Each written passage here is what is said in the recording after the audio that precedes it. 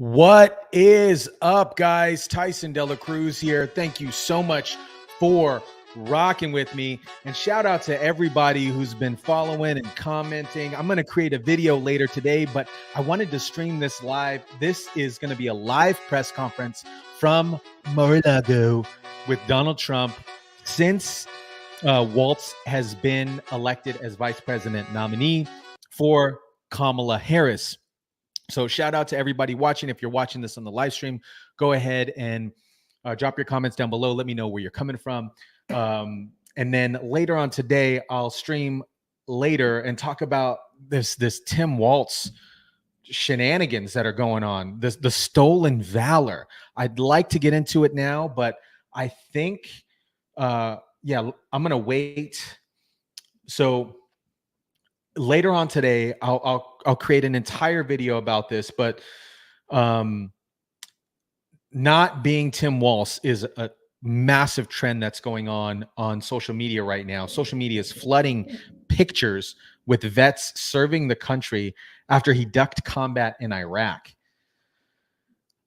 And let me share this while we're waiting, and I'll create a video on this later today to kind of dive deep into this. But let me make sure that I am on time here. So as soon as former President Donald Trump hops on stage, I'm going to cut to Palm Beach, Florida, for Mar-a-Lago to listen to the press conference. But social media was flooded with pictures of veterans serving the country following reports of Democratic presidential nominee Minnesota Governor Tim Waltz ducking combat in Iraq, which on Wednesday on X that read, "Me not being Tim Waltz," went viral with veterans from various branches of the U.S. military posting pictures of their deployment around the world. The pictures take place in the air, in cockpits, war-torn countries, next to armored vehicles, on battlefields, and so much more.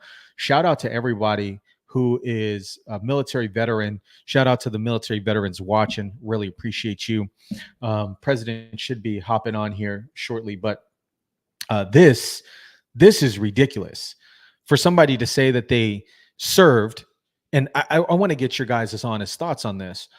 For somebody who said that they had served and they didn't actually serve in a combat setting, how disgraceful is that to the military? And I'd love to get your thoughts, because to me, that's disgraceful. Why does somebody have to lie about their service?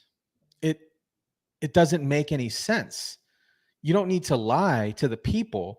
And then this unfolds and comes out and makes you look like crap, bro. One of the posts had three pictures.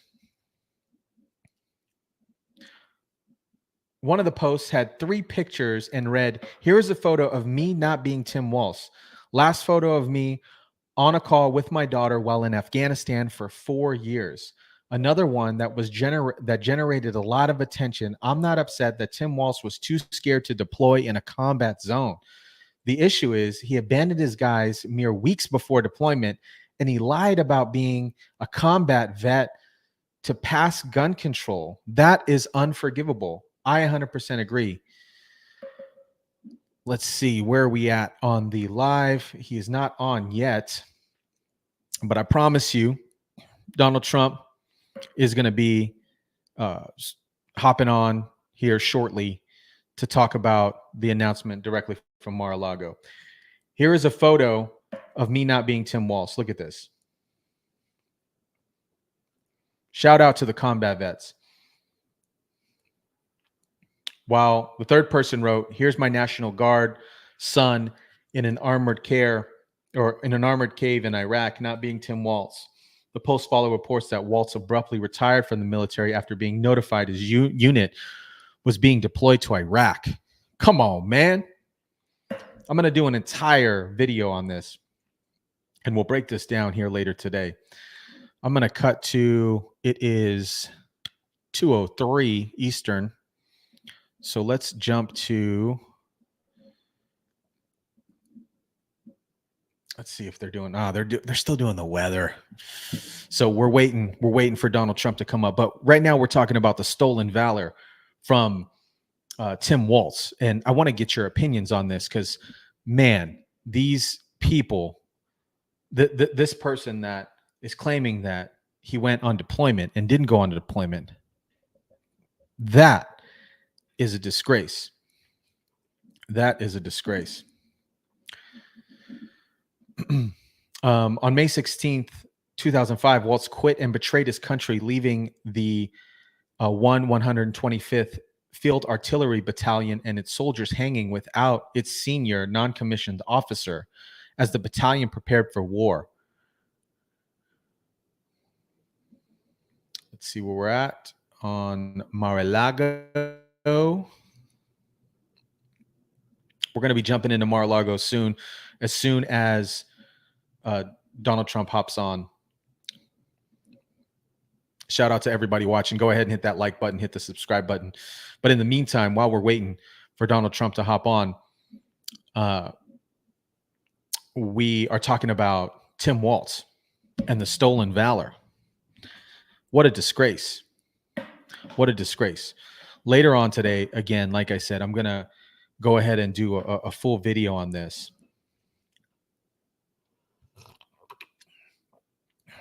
I want to get you guys' comments on Tim Waltz. This is the headline as of today, not being Tim Waltz. It's trending on X. It's trending on X. And it's former vets who serve the country who are posting on X and saying not being Tim Waltz after Tim Waltz ducked combat in Iraq. Where are we at here? Let's see. Mar-a-Lago. I'm just waiting for Donald Trump to hop on, and then we're going to go live with that. Shout out to everybody watching. Go ahead and hit that like button, hit the subscribe, turn the notifications on. But here is a photo, again, that is trending on X. Vets, post your photo of not being Tim Waltz. Any veterans out there, go ahead and drop your comments in the comment section. Here's a photo of me not being Tim Waltz. The last photo of me on a call with my daughter while in Afghanistan for 4 years, not being Tim Waltz.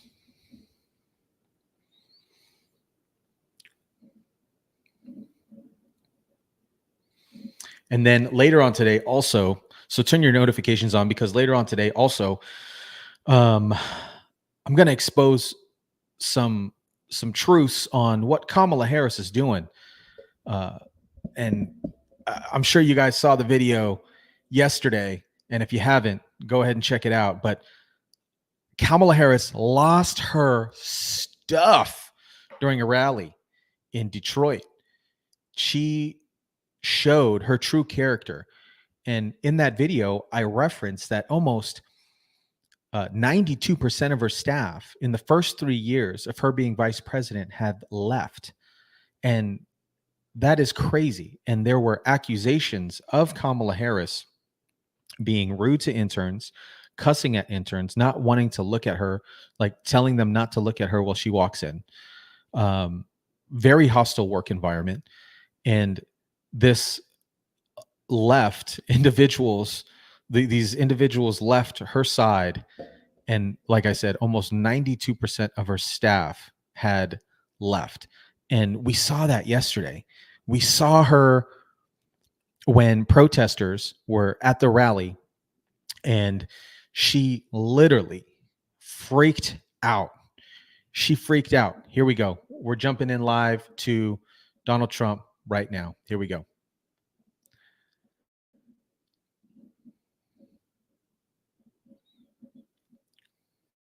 Point. Both gangs on the street and frankly gangs outside of our country in the form of other countries that are frankly very powerful. They're very powerful countries, and we don't know what we're doing. We have leadership that has no clue how to handle them or how to handle any other situation. We have a lot of bad things coming up. You could end up in a depression of the 1929 variety, which would be a devastating thing. Took many years, took decades to recover from it. And we're very close to that. And we're very close to a world war. In my opinion, we're very close to a world war. We have people that don't know how to handle it. They're not respected. All over the world, they're laughed at. And we can't have that. Most dangerous period of time I've ever seen for our country. With that being said, we have somebody that hasn't received one vote for president, and she's running, and that's fine with me. But we were given Joe Biden, and now we're given somebody else. And I think, frankly, I'd rather be running against the somebody else. But that was their choice. They decided to do that because Kamala's record is horrible. She's a radical left person at a level that nobody's seen. She picked a radical left man that is, he's got things done that he has positions that are just not, it's not even possible to believe that they exist. He's going for things that nobody's ever even heard of. Heavy into the transgender world, heavy into lots of different worlds having to do with safety. He doesn't want to have borders. He doesn't want to have walls. He doesn't want to have any form of safety for our country. He doesn't mind people coming in from prisons, and neither does she, I guess, because she's not, she couldn't care less. She's the border czar. By the way, she was the border czar 100%. And all of a sudden, for the last few weeks, she's not the border czar anymore. Like nobody ever said it. It's getting erased. And I just hope that the media becomes more diligent, more honest, frankly, because if they're not going to be honest, it's going to be much tougher to bring our country back. We have a very, very sick country right now. You saw the other day with the stock market crashing. That was just the beginning. That was just the beginning. It's going to get worse. It's going to get a lot worse, in my opinion. And fortunately, we've had some very good polls over the last fairly short period of time. Rasmussen came out today. We're substantially leading, and others came out today that we're leading, and in some cases substantially. I guess MSNBC came out, or CNBC came out also with a poll that was, has us leading, and leading fairly big in swing states. In some polls, I'm leading very big in swing states because they want safety. People want safety. They want security. They want respect all around the world for our country. They don't want this horrible culture that is developing, a culture of no common sense. It's really a culture of no common sense, and it's not what anyone wants. We want to have a safe country. We want to have a strong military. We want low interest rates, and we want to be able to have the American dream. We want to be able to have our youth be able to buy homes, housing, get good jobs. And we're really just at the opposite right now. It's so sad to see. But as a border czar, she's been the worst border czar in history, in the world history. I think the number is 20 million, but whether it's 15 or 20, it's numbers that nobody's ever heard before. 20 million people came over the border during the Biden-Harris administration. 20 million people, and it could be very much higher than that. Nobody really knows what the number is. Nobody knows. Nobody has a clue. And the gotaways, they call them the gotaways. The gotaways are at numbers. Somebody was quizzing me on it the other day. No, I don't think so, sir. I don't think so. They have no idea what those numbers are, but they're much higher than you would think. Just like far more people were killed in the Ukraine-Russia war than you ever report. Just like the October 7th would have never happened. Russia would have never hit Ukraine had the election result been called differently. It was a very bad call, but Russia would not have attacked Ukraine. October 7th in Israel would have never happened. You wouldn't have inflation. A lot of great things would have happened, but now you have millions and millions of dead people, and you have people dying financially because they can't buy bacon, they can't buy food, they can't buy groceries, they can't do anything. And they're living horribly in our country right now. With all of that being said, I think it's very important to have debates. And we've agreed with Fox on a date of September 4th. We've agreed with NBC, fairly full agreement, subject to them, on September 10th. And we've agreed with ABC on September 25th. So we have those three dates, and those networks, they're very anxiously awaiting that date and those dates. So we have September 4th, September 10th, and September 25th. We have spoken to the heads of the network, and it's all been confirmed, other than some fairly minor details. Audience, some location, which city would we put it into, but all things that will be settled very easily. I think it'll be very easy. The other side has to agree to the terms. They may or may not agree. I don't know if they're going to agree. She hasn't done an interview. She can't do an interview. She's barely competent, and she can't do an interview. But I look forward to the debates because I think we have to set the record straight. Why is it that millions of people were allowed to come into our country from prisons, from jails, from mental institutions, insane asylums, even insane asylums? That's it's a mental institution on steroids. That's what it is. When you see the people that are coming into these are institutions that are being emptied out, not in South America, all over the world, including South America, all over the world. Prisons are being emptied out into our country because we have a president that's the worst president in the history of our country. We have a vice president who is the least admired, least respected, and the worst vice president in the history of our country, the most unpopular vice president. And because of political reasons or because of being politically correct, even though she never received a vote. Don't forget, she was the first one defeated, as I remember it, because I watched it very closely, but she was the first one. She never made it to Iowa, the first state. She never made it to Iowa. She was the first one that was defeated. She was the nastiest to him. She was nasty with calling him a racist and the school bus and all of the different things. She was very nasty to Biden. And shockingly, he appointed her, asked her to serve as vice president. Well, I don't know if he's happy about that decision right now. This was taken away. The presidency was taken away from Joe Biden. And I'm no Biden fan, but I'll tell you what, from a constitutional standpoint, from any standpoint you look at, they took the presidency away. And people were saying he lost after the debate. He couldn't win. Well, I don't know that that's true necessarily. But whether he could win or he couldn't win, he had the right to run. And they took it away. They said they're going to use the 25th Amendment. They're going to hit you hard. Either we can do it the nice. I know exactly, because I know a lot of people on the other side, believe it or not. And they said, we'll do it the nice way or we'll do it the hard way. And he said, all right. So that, I mean, they've really taken, what they've done is pretty incredible. And now I'm running against somebody else, and we're leading. We're leading. So I'm not complaining. I'm saying it's for a country with a constitution that we cherish. We cherish this constitution. To have done it this way is pretty severe, pretty horrible.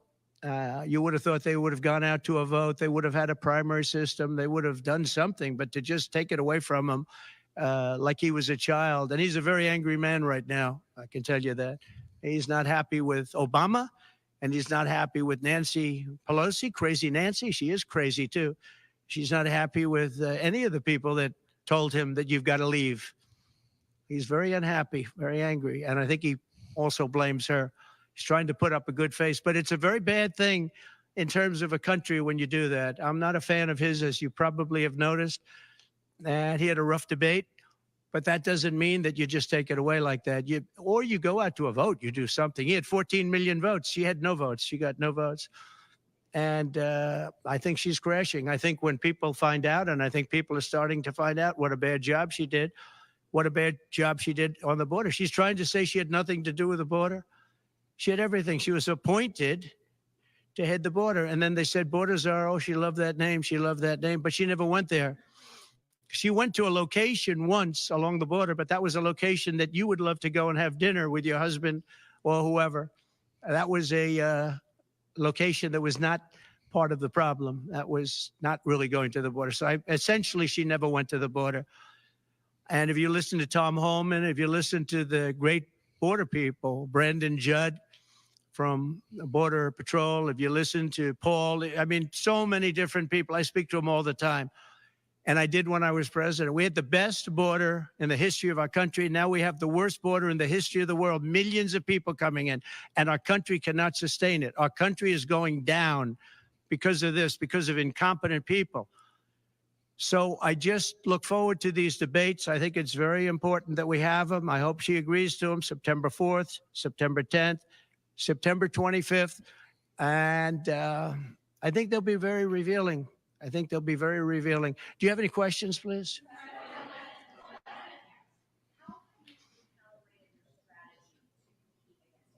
I haven't recalibrated strategy at all. It's the same policies, open borders, weak on crime. I think she's worse than Biden because he got forced into the position. She was there long before. She destroyed San Francisco. She destroyed California as the AG. But as the DA, she destroyed San Francisco. Friend of mine, Bob Tisch, all know the Tisch family. He was in many cities with companies. He said the greatest city in the country is San Francisco. That was about 20 years ago. And he passed away a while ago, and he would be looking down and said, what happened?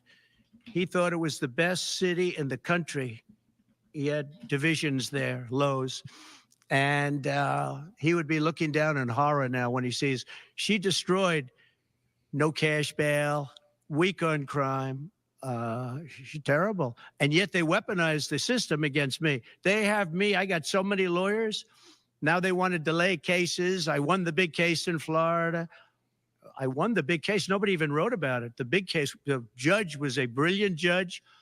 And all they do is they play the ref with the judges. This judge was a fair but brilliant judge. And as you probably heard, the big documents case, I won it.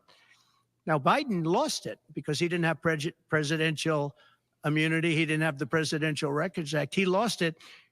But the special, I call it prosecutor, special counsel, special prosecutor to me, he appointed by him, appointed by Garland, he said the man's incompetent.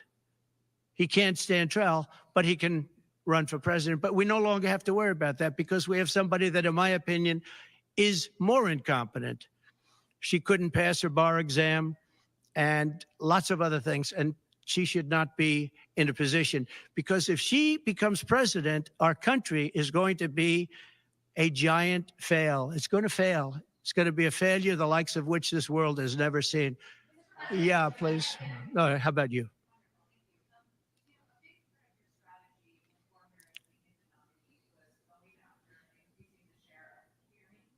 You have to speak louder.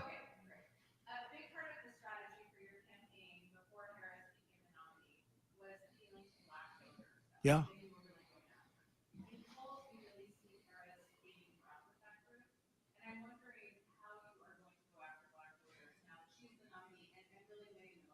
Well, it changes around a little bit. I'm getting other voters. Perhaps, I was doing very well with black voters, and I still am. I seem to be doing very well with black males. This is according to polls, as you know. It's possible that I won't do as well with black women, but I do seem to be doing very well with other segments, extremely well with Hispanic. Jewish voters way up. White males way up. White males have gone through the roof. White males way up. Now, I don't know. All we're doing is giving you the stats that you have. It could be that I'll be affected somewhat with black females where we're doing pretty well. And I think ultimately they'll like me better because I'm going to give them security, safety, and jobs. I'm going to give them a good economy. We have a very bad economy right now. We could literally be on the throes of a depression, not recession, a depression. And they can't have that. They can't have that. So I think I'm going to do well with everybody, especially when the facts are right. Yeah, please, in the back.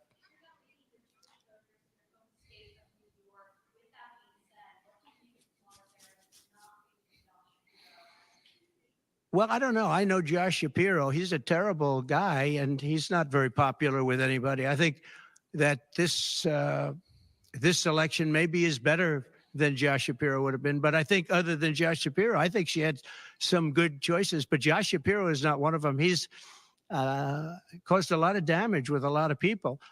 And I don't think he would have been better. I think he would have been maybe the equivalent, maybe not as good. But they had some people that they were looking at that were good, far superior to her. They actually had a story where they had everybody, including, they had like 10 people that she was looking at and her. And they said she was the worst of all. In other words, she was the worst out of the 10 people and her.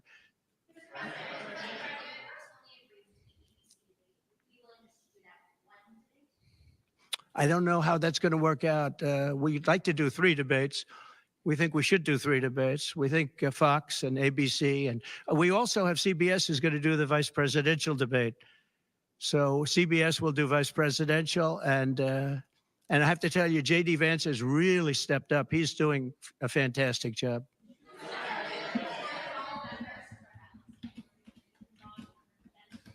Say it.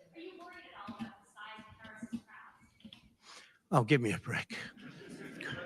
Listen, I had 107,000 people in New Jersey. You didn't report it. I'm so glad you asked. What did she have yesterday? 2,000 people? If I ever had 2,000 people, you'd say my campaign is finished. It's so dishonest, the press. And here's a great example. I had in Michigan recently 25,000 people, and 25,000 people we just couldn't get them in. We had in Harrisburg 25,000 people, and 20,000 people couldn't get in. We had so many. Nobody ever mentions that. When she gets 1,500 people, and I saw it yesterday on ABC, where they said, oh, the crowd was so big. I have 10 times, 20 times, 30 times the crowd size. And no, they never say the crowd was big. That's why I'm always saying, turn around the cameras. I'm so glad you asked that. I think it's so terrible when you say, well, she has 1,500 people, 1,000 people, and they talk about, oh, the enthusiasm. Let me tell you, we have the enthusiasm. The Republican Party, and me as a candidate, but the Republican Party has the enthusiasm because people want to see crime stopped. They want to see a country that's respected. Think of it. If I were president, you wouldn't have Russia and Ukraine, where it never happened. 0 chance. You wouldn't have had October 7th of Israel. You wouldn't have the horrible withdrawal. And I don't mean the withdrawal, because the withdrawal was fine. I was ready to withdraw from Afghanistan, and we were going to do it with dignity and strength. And we were keeping our equipment. We weren't leaving $85 billion worth of equipment behind. And we wouldn't have had 13 great soldiers. I know the families of those soldiers well. We wouldn't have had these soldiers killed. And we wouldn't have had 45 soldiers obliterated. No legs, no arms, the face. None of that would have happened. And you wouldn't have had inflation. You wouldn't have had any inflation, because inflation was caused by their bad energy problems. Now they've gone back to the Trump thing because they need the votes. I don't know if you know, they're drilling now because they had to go back because gasoline was going up to $7, $8, $9 a barrel. So they said, we better do what Trump. But the day after the election, if they won, you're going to have fuel prices go through the roof. Everybody's going to be forced to buy an electric car, which they're not going to do because they don't want that. It's got a great market. It's got a market. It's really a sub-market. People want gasoline-propelled cars. They want hybrids. They want to have everything, and they want electric. But they want everybody to have an electric car. We don't have enough electricity. We couldn't make enough electricity for that. And you know what else? The weight of a car, the weight of a truck. They want all trucks to be electric. Little things that a lot of people don't talk about. The weight of a truck is 2.5 times heavier. You would have to rebuild every bridge in this country if you were going to do this ridiculous policy. So, but on crowd size, in history, for any country, nobody's had crowds like I have, and you know that. And when she gets 1,000 people and everybody starts jumping, you know that if I had 1,000 people would say, that's the end of his campaign. I have hundreds of thousands of people. In South Carolina, I had 88,000 people. In Alabama, I had 68,000 people. Nobody says about crowd size with me. But she has 1,000 people or 1,500 people, and they say, oh, the enthusiasm's back. No. The enthusiasm is with me and the Republican Party because they want to stop crime. They want to stop people from pouring into our country from places unknown and from countries unknown, from countries that nobody ever heard of. That's where the enthusiasm.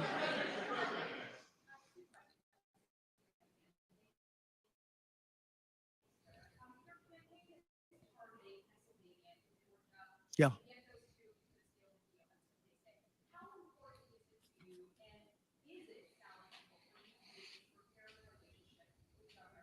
I don't know. I don't know if I can or not. I got him elected. Without me, he wouldn't be governor. I got him elected. He was doing terribly. I got him elected. With that being said, I hope we can repair it. But if we don't, the people are still the people, and they're going to vote. We're leading in Georgia by a lot. We're leading in Pennsylvania by a lot. So, but I don't know. Now in Pennsylvania, I have great relationships. In Georgia, I do too, but unfortunately not with the governor. I've never understood it. When you get somebody elected, they're supposed to like you. He's not exactly for some reason, and you'll have to ask him about that. Yeah, I'd love to see it get repaired.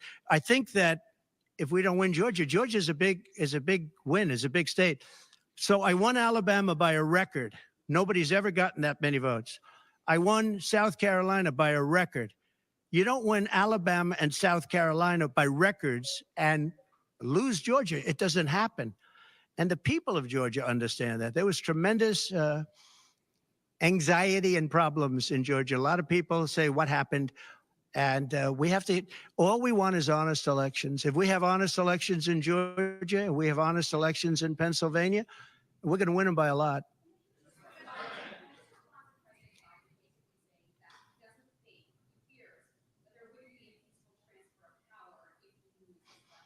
Well, he actually said it two ways. First, he said it incorrectly, then he corrected himself. Do you agree with that, right? You know, if you watch him, he said it two ways. No.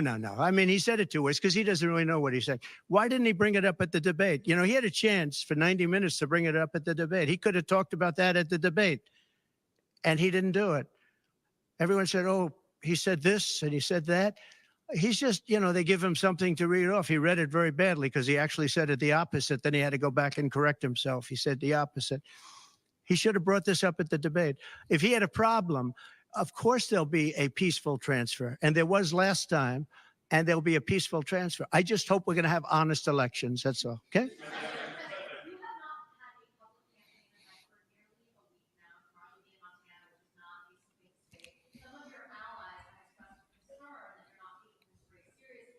What a stupid question this is. Because I'm leading by a lot and because I'm letting their convention go through. And I am campaigning a lot. I'm doing tremendous amounts of taping here. We have commercials that are at a level I don't think that anybody's ever done before. Plus, in certain cases, I see many of you in the room where I'm speaking to you on phones, I'm speaking to radio, I'm speaking to television. Television's coming over here. Excuse me, what are we doing right now? She's not doing any news conference. You know why she's not doing it? Because she can't do a news conference. She doesn't know how to do a news conference. She's not smart enough to do a news conference.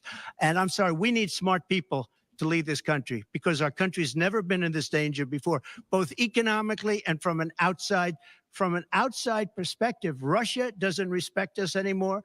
China doesn't respect us anymore. North Korea, Kim Jong-un, liked me a lot. He doesn't like this group. We are in great danger. We're in great danger of being in World War III. That could happen. No, after their convention, yeah. And I'm going out.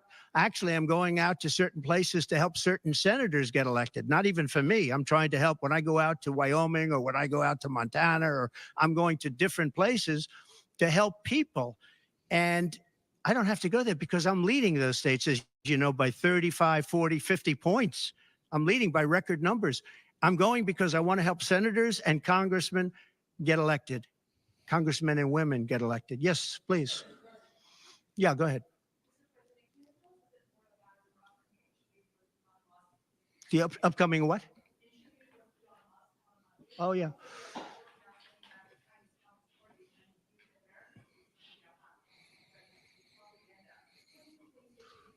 Yeah, the Elon Musk. So, yeah, sure. So Elon called me.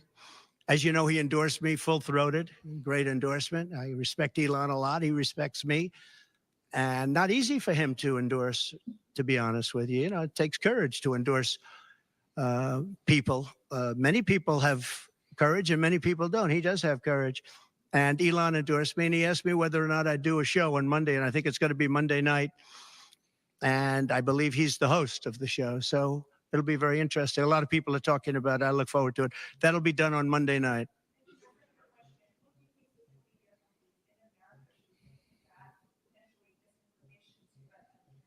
Well, you have a lot of misinformation spread about China, and you have a lot of misinformation spread about a lot of different places. I think I'm going to get along great with China. President Xi of China and I were very good friends. We met right here, right in that, except we had a beautiful sofa there as opposed to what we have right now. Right now we have you. But President Xi and I had a very good relationship until COVID. And I held him responsible for COVID. It broke up our relationship. But I think we're going to have a great relationship. And I think it's going to be mutually beneficial. But we cannot have it where China is taking advantage of the United States. And that's what they were doing, as you very well know. Yes, please.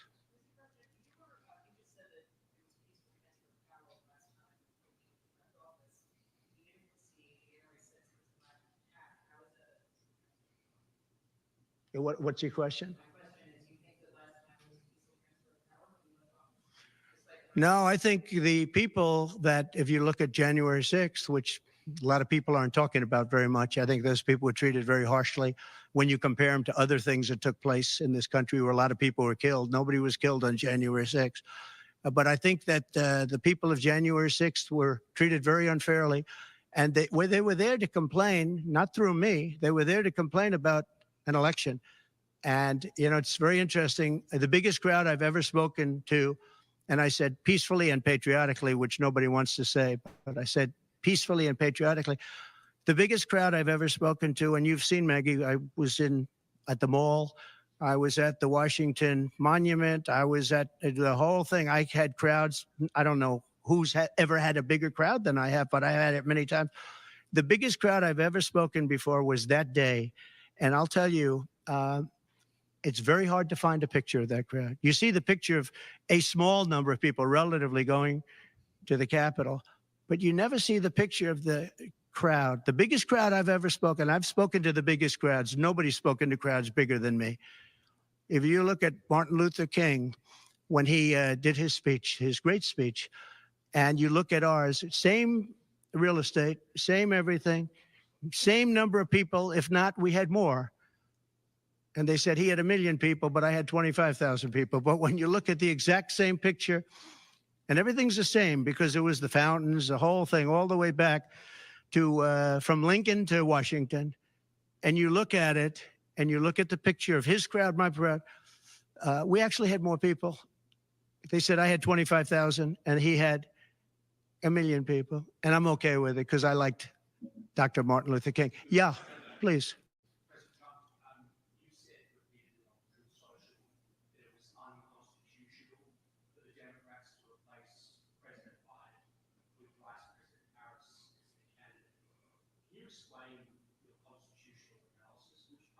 Yeah, sure. We have a constitution. It's a very important document, and we live by it. She has no votes, and I'm very happy to run against her. I'm not complaining from that standpoint. And I hate to be defending him, but he did not want to leave. He wanted to see if he could win. They said, you're not going to win after the debate. They said, you're not going to win. You can't win. You're out. And at first they said it nicely, and he wasn't leaving. And then you know it better than anybody. Wait a minute. So when you think about it, they said at first they were going to go out to another vote. They were going to go through a primary system, a quick primary system, which it would have to be. And then it all disappeared, and they just picked a person that was the first out. She was the first loser, okay? So we call her the first loser. She was the first loser when during the primary system. During the Democrat primary system, she was the first one to quit, and she quit. She had no votes, no support, and she was a bad debater, by the way, very bad debater. And that's not the thing I'm looking forward to, but she was a bad debater. She did obviously a bad job. She never made it to Iowa. Then for some reason, and I know he regrets it, you do too, he picked her, and she turned on him too. She was working with the people that wanted him out.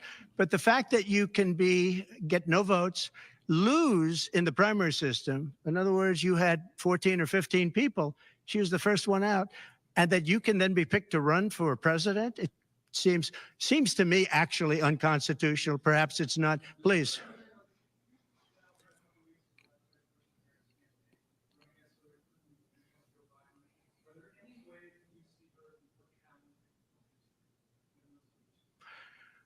So I've run against Hillary, and I've run against various other people. I would say that in terms of intelligence, Hillary was far superior. I would say that. Hillary was smart. She was her own worst enemy in many ways, but she was smart, very smart. Okay? If you ask me to compare them, please.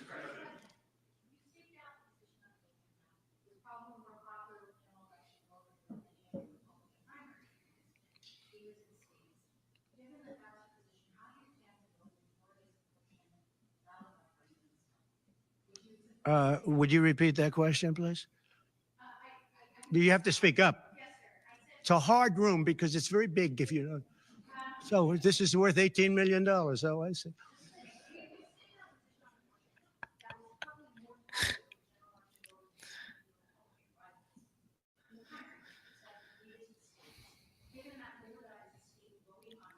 Yeah.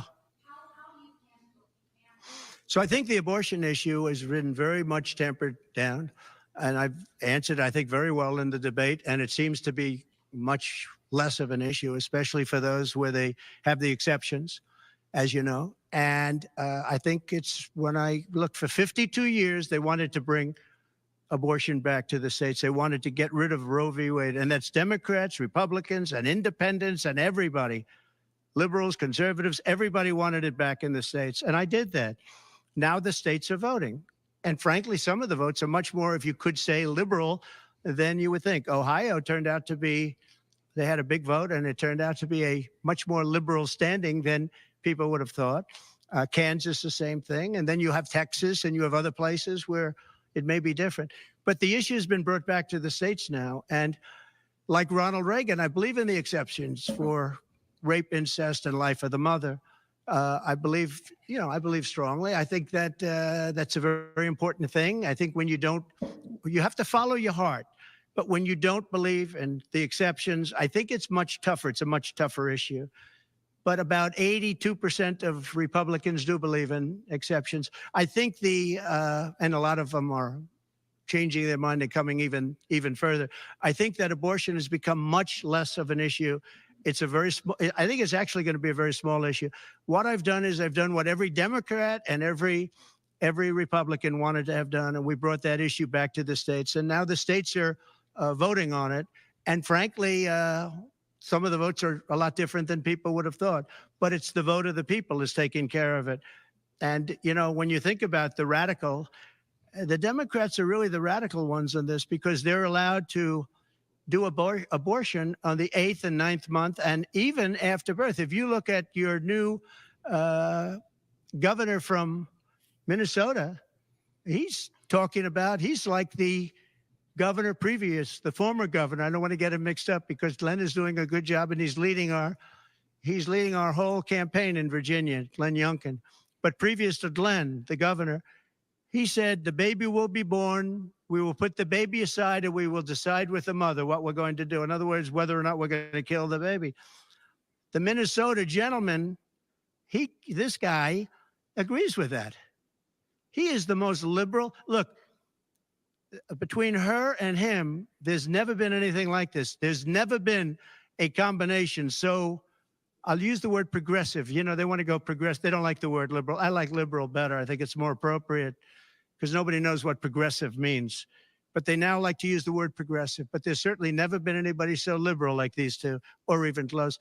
I think the abortion issue has been taken down many notches. I don't think it's a big factor anymore, really. And when people hear what I said in the debate, and I think I said it very well during the debate, we brought it back to the states. Everybody wanted it in the states. And very importantly, and you think about this, assuming you have exceptions. If you don't have exceptions, it's a more difficult thing. At the same time, there are people that strongly feel that way, and you have to follow your heart, and you should follow your heart. But that issue is very much subdued. Yeah, thank you. About who? Yes.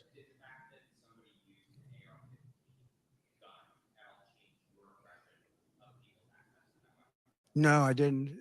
Look, if you take away guns, she wants to take away everyone's gun. If you take away guns, can't do it because people need the guns for protection. Now, entertainment, they want it, hunting, they would, different things, but they need weapons for protection in this country. People live out in the woods and they're not going to have a gun. If you look at some countries, I don't want to get them in trouble, but some countries have actually gone the opposite way. They had very strong gun laws, and now they have gone the opposite way, where they allowed people to have guns, where in one case they encouraged people to go out and get guns, and crime is down 29%. And remember this, what is the toughest gun law in the United States? Chicago. On July 4th, 117 people were shot and 17 died. The toughest gun laws in the United States are in the city of Chicago. You know that. They had 117 people shot. Afghanistan does not have that. Afghanistan, by the way, was the lowest point in the history of our country, in my opinion.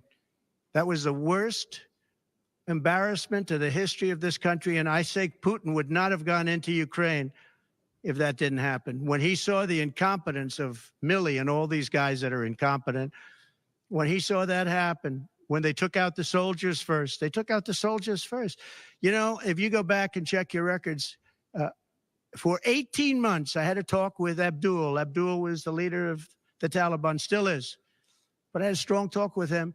For 18 months, not one American soldier was shot at or killed, but not even shot at. 18 months. And then we had the disaster of the lift, where people were falling off airplanes from 3 times the height of the World Trade Center. I mean, terrible. But now our country has to be respected again. Please. Go ahead, please.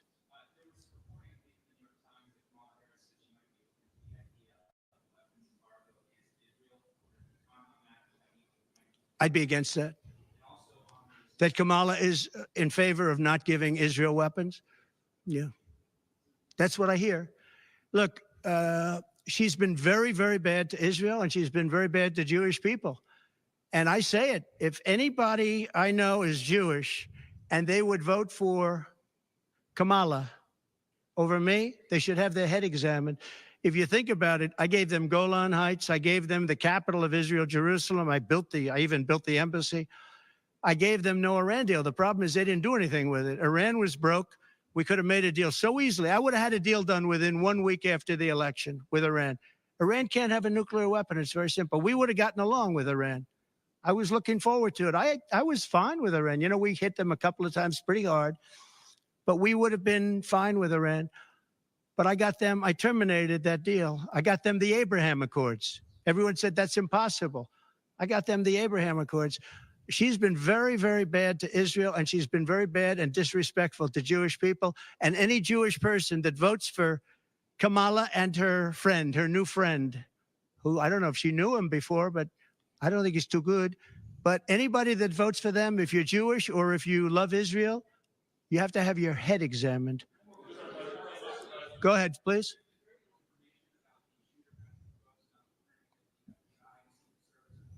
They have. The FBI came to see me about the shooter. I think they've done a very good job. And I think they did a very good job with respect to this other lunatic that they have in custody. Please.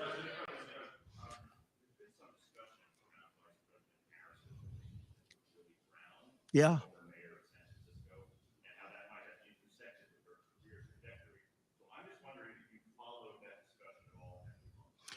Well, I know Willie Brown very well. In fact, I went down in a helicopter with him. We thought maybe this is the end. We were in a helicopter going to a certain location together, and there was an emergency landing.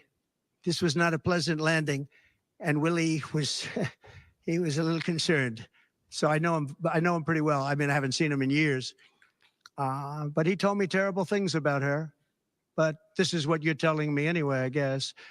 But he had a big part in what happened with Kamala. But he I don't know, maybe he's changed his tune, but he was not a fan of hers very much at that point.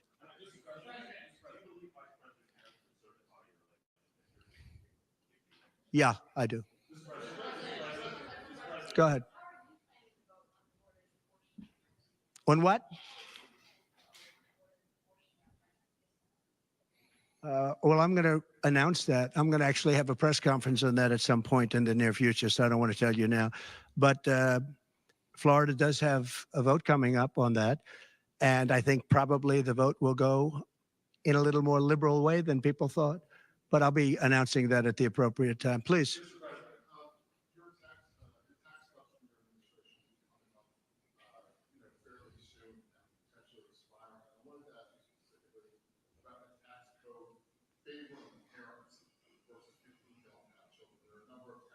Yeah, Oh, we gave tremendous for childcare and all of that. No, our tax cuts, which are the biggest in history, our tax cuts are coming due, as you know, very soon. And if the Democrats don't renew them or make it impossible to renew because it's pretty close in terms of vote, if they don't renew them, it's the equivalent of having a 4 times tax increase from what you have right now, and it'll destroy the economy. I think they're under tremendous pressure to do it. I've never seen, all my life I grow up and I watch politics, and I used to be on the other side of politics first, and then I run for office. But in all the years of studying politics, I've never seen people get elected by saying, we're going to give you a tax increase. These guys get up, think of it. We're going to give you no security. We're going to give you a weak military.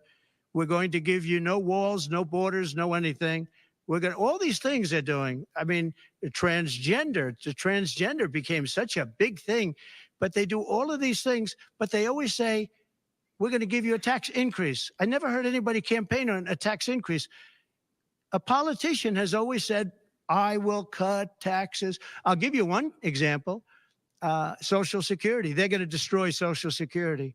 I am going to leave Social Security. I'm not raising the years. I'm not raising the age. I will be saving Social Security, and I'm going to work it out that there's no tax on Social Security for seniors. I'm also doing no tax on tips. No tax on tips. So waiters, waitresses, caddies, people that drive cars, people that get tips who have been harassed by this government, we're going to have no tax on tips. That's a big thing.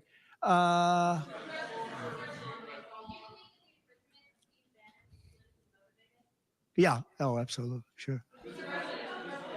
Because other people have done far bigger things than Steve Bannon. Sure. It's politically motivated. I think it's a horrible thing they did. Look, they've weaponized government against me. Look at the Florida case. It was a totally weaponized case. All of these cases, by the way, the New York cases are totally controlled out of the Department of Justice. They sent their top person to the various places. They went to the AG's office, got that one going. Then he went to the DA's office, got that one going, ran through it. No, this is all politics, and it's a disgrace. Never happened in this country. It's very common that it happens, but not in our country. It happens in banana republics and third world countries, and that's what we're becoming. We have no borders. We have bad voting regulations. Anytime you have mail-in ballots, you're going to have problems. France learned that lesson. France had all mail-in voting, and they went back to paper ballots, voter identification, voter ID. They went back to a normal system, one-day voting. They don't want to be around, voting for 64 days. And look, the election, I keep talking about November 5th, but the election really starts on September 6th. That's when it starts because it's early voting. We should have one-day voting. We should have paper ballots. We should have voter ID, and we should have proof of citizenship. Please. No, the gentleman in back. For who? You're going to have to talk louder, sir. Do you support the continuation of tax credits for EVs? And secondly, what sort of political or policy advice does Elon Musk Elon is a very different kind of a guy. He's a very big believer in the country, but he's very worried about the country. He's very worried about the country. And I don't know if it's good for him politically to have supported me, although I think we have a vast majority of this country does support me. But Elon, more than almost anybody I know, I mean, he loves this country. He loves the concept of the country. But like me, he says this country is in big trouble. It's in tremendous danger. Okay, please.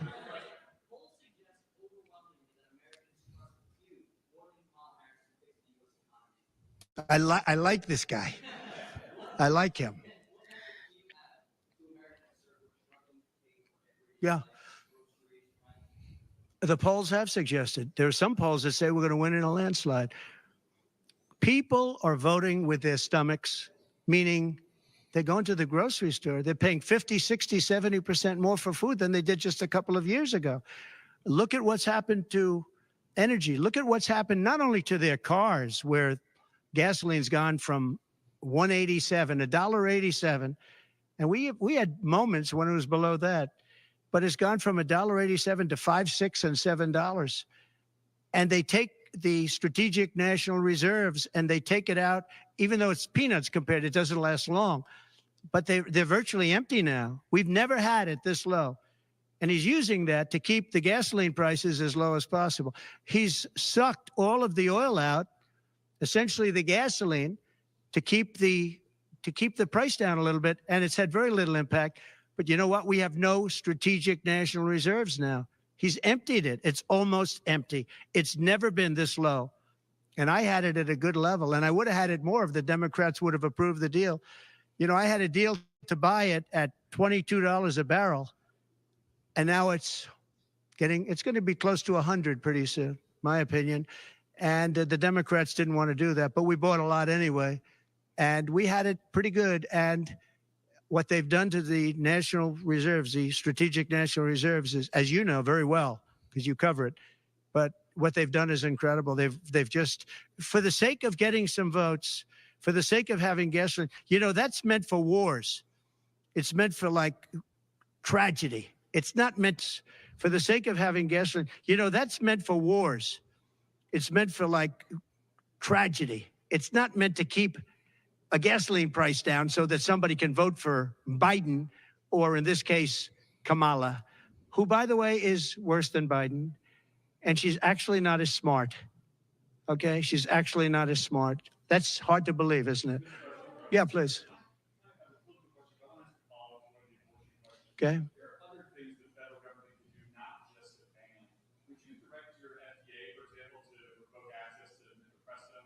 Sure, you could do things that would supplement, absolutely. And those things are pretty open and humane.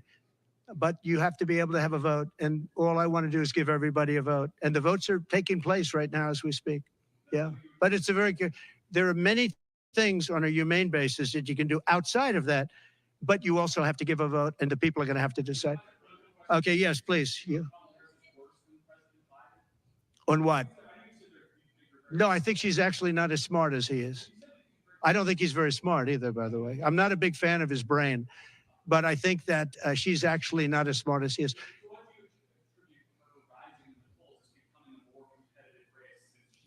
Well, she's a woman.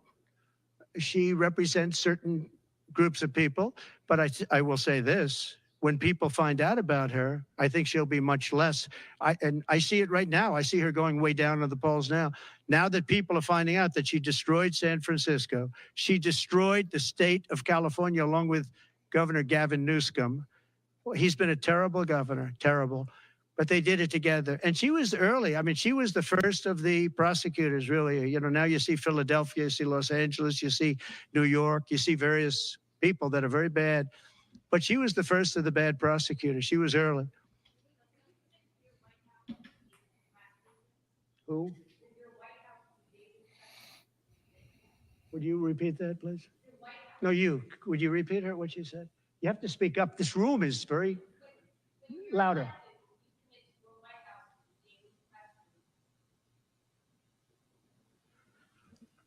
Do you hear her?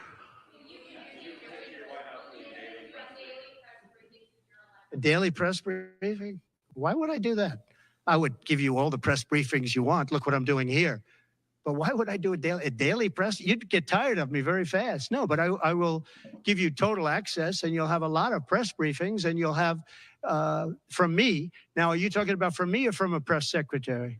Well, yeah, probably they'll do something. If it's not daily, it's going to be a lot. You'll have more than you want. Yeah, please.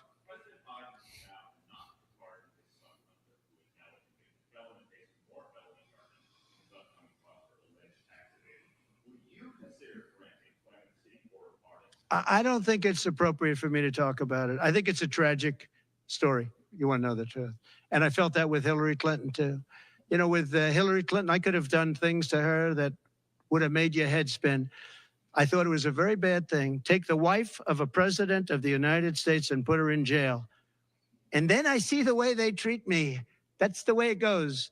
But I was very protective of her. Nobody would understand that, but I was. I think my people understand it. They used to say, lock her up, and I'd say, just relax, please. We won the election. I think it would be I think it would have been horrible for our country And we had her between the hammering of all of the files. And don't forget, she got a subpoena from the United States Congress. And then after getting the subpoena, she destroyed everything that she was supposed to get. I didn't think, I thought it was so bad to take her and put her in jail, the wife of a president of the United States. And then when it's my turn, nobody thinks that way.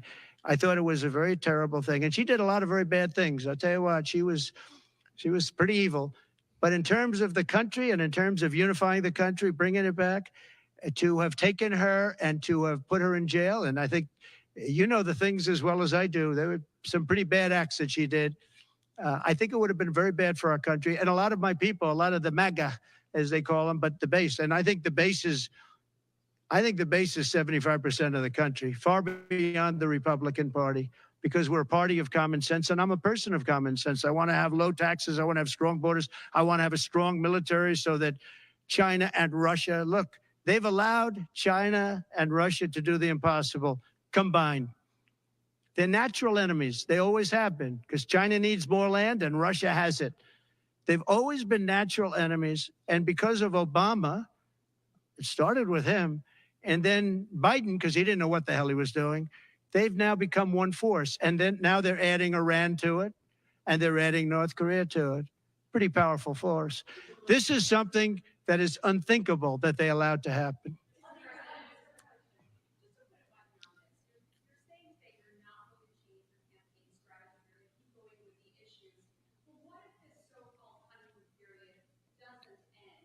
Oh, it's going to end. The honeymoon period's going to end. Look, she's got a little period. She's got a convention coming up.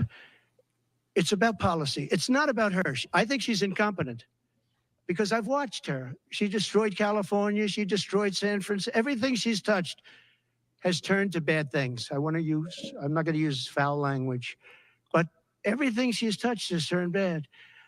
She's incompetent. The reason she's not doing what I do, and she's not doing what she should be doing, she won't even do interviews with friendly people because she can't do better than Biden. Now, he had a reason for not doing well, and he was never, 25 years ago, the sharpest or brightest bulb in the ceiling. That I can tell you, okay? He wasn't. But he could do interviews at least. Not lately, he couldn't, perhaps. But she should be doing interviews. She doesn't want to do interviews. And the reason she doesn't is, number one, her policies are so bad. Just to answer your question, I think that it's not going to change because it's really ultimately not about her as much as about her policies. She wants open borders. She wants to defund the police. She wants to defund the police. She wants to take away your guns. Anybody that thinks they're not going to come after your guns, you know, when I was president, I totally protected the guns. And I think it's very important.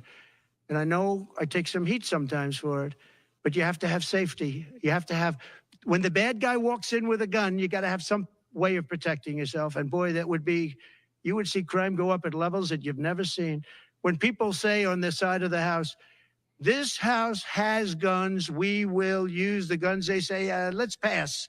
We'll go someplace else. You have to have them. And for 4 years, and you know, as you know, the NRA endorsed me very powerfully every time I ran, every time. My sons are members, and I guess indirectly I'm a member too, but they gave me the strongest of endorsements, and that's against very strong competition. People that, you know, felt the same way. No, you have to have that right. Our Second Amendment is a very important right, and it has to be protected. Okay, how about you? Go ahead. Yeah. So there are some of the most brilliant people on Wall Street that are saying that if President Trump doesn't win, you're going to have a depression. I happen to agree. I think that's true. Because I know how bad these people are. You know, they like to say that they did this and that. You saw the 7 trillion that they said it was me for 7 trillion. It wasn't me. It was them. They said that I had inflation. They took over 9% inflation. No, I had 1% inflation. I had actually no inflation because if you look at the categories, we had just about no inflation. But I had a very minor, I actually had a positive inflation. It was a perfect number because you don't want zero. I mean, I'm not going to give you a whole course on economics, but you don't want zero. 1%, 1.4% is great. You want a little bit because you don't want to have deflation. Deflation is, in many ways, even worse. I had a perfect number right around the 1% number. It was perfect. And to show you, it stayed there for 2 years. And then he did all of the different borrowings that he did. And then he did so many things wrong. Every time he would do it, I'd say, big mistake. And don't forget, they sell hats and they sell stories. Trump was right about everything. I have been right about a lot. Yes, Maggie.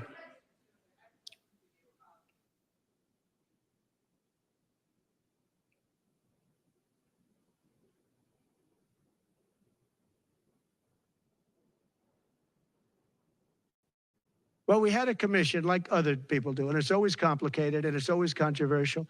And we had commissions that, and I think of respected people, you know, many of the people on the commission, and they would recommend to me certain pardons for certain people. Some people were treated very harshly. A fantastic woman, as you know, she served 24 years for being on a phone call having to do with drugs. You know who I'm talking about. She was great. And she had another 24 years to go. And it was largely about marijuana, which in many cases is now legalized. Okay, but we had many very highly regarded people on a commission, and they'd recommend, and they'd put a reason why. Some people were, you know, served time, but they served a lot of time for something that today people wouldn't even serve time by. Well, for the most part, I think they did. I mean, they did. They go through. They went through. I had a commission. It was a very important commission to me, and highly respected people. And frankly, they came up with some decisions that I wouldn't necessarily agree with, but I did it. But I let a lot of people out that had no representation. I went to people in jails, in prison that we respected. I said, how many of these people should be let out? We let out large groups of low-income people that were serving like 40 years for something that today you wouldn't even be put in jail for. We had very few people let out because I said, I really don't want to let people out where they had a lot of violence, where they had killing, et cetera, et cetera. And for the most part, we didn't do that. Yeah, please.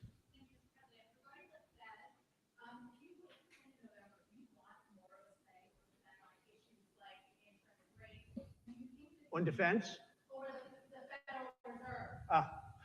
Federal Reserve. Right. Well, look, the Federal Reserve is a very interesting thing, and it's sort of gotten it wrong a lot. And he's tending to be a little bit late on things.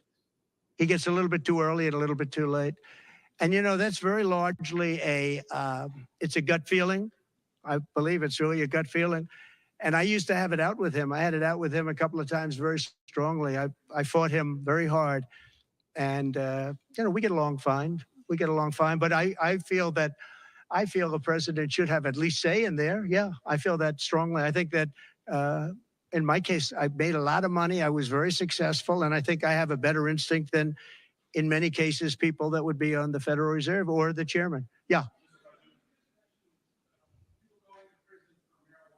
Yeah. Harris supports rescheduling marijuana and also says that no one should go to prison for marijuana. Do you agree with that? Well, as we legalize it, I start to agree a lot more because, you know, it's being legalized all over the country. Florida has something coming up. I'll be making a statement about that fairly soon. But as we legalize it throughout the country, whether that's a good thing or a bad thing, it's awfully hard to have people all over the jails that are in jail right now for something that's legal. So I think, obviously, there's a lot of sentiment to doing that. Yeah, please.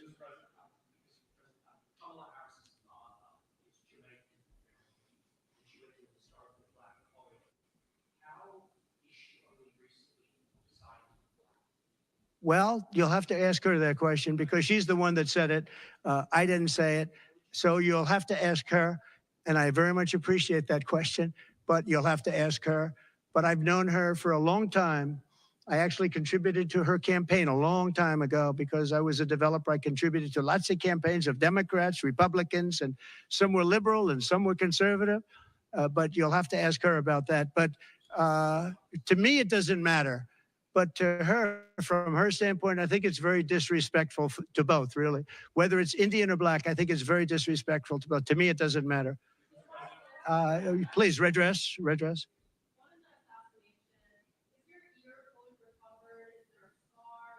Yeah, pretty much recovered. Yeah, I'm a fast healer.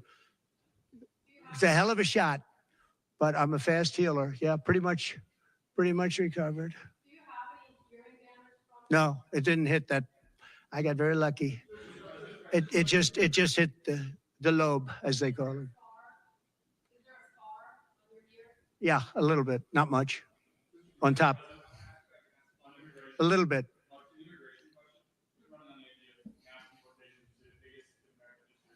Yeah.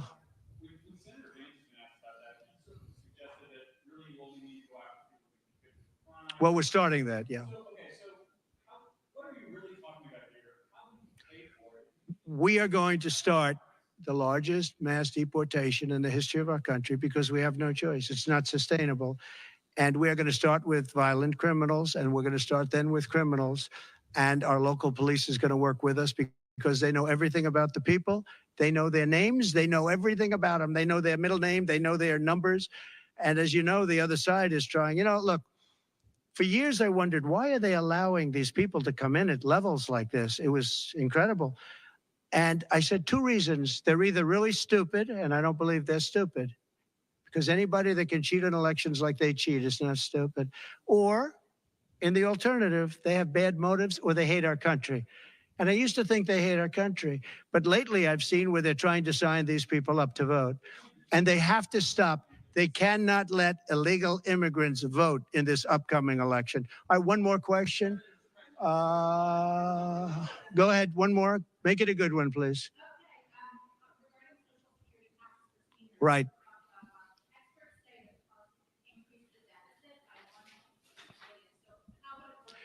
We have so many ways of making money in this country. We're not going to affect our Social Security. We're not changing it. And I proved that over 4 years. And we're going to do it. It's very unfair to people. They spend their life and they're great citizens and they pay in. We're not going to charge tax to Social Security, the seniors. We're not going to do it. We're not going to charge. And also tax. I say the 2 things. We're going to have no tax on seniors, Social Security, and we're going to have no tax on tips. Very simple. And we are a country that has so many different ways to make money. We have under our feet more liquid gold, I call it oil and gas, than any country in the world, much more than Saudi Arabia, much more than Russia. We have so many different ways we can make money. We're not going to hurt our seniors with Social Security, and we're not going to charge them tax, okay?